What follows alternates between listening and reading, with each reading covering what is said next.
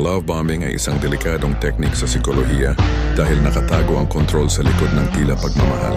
Bago ang lahat, kung proud ka sa lugar nyo, i-comment mo sa ibaba kung saan ka nanonood ngayon para malaman ko kung saan umabot ang video na ito.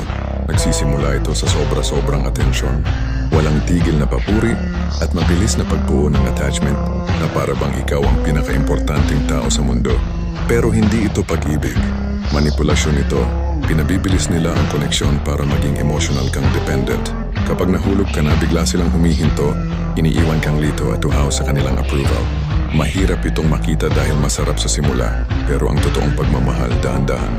Hindi ito nakaka-overwhelm. At ang sino mang sobrang bilis kumilos o sobrang bigay, may gustong kontrolin. Mag-ingat sa mga taong binabaha ka ng papuri sa umpisa, pero biglang nagiging tahimik o naninisi pag tumagal. Huwag magpadala sa intensity, hanapin mo ang consistency.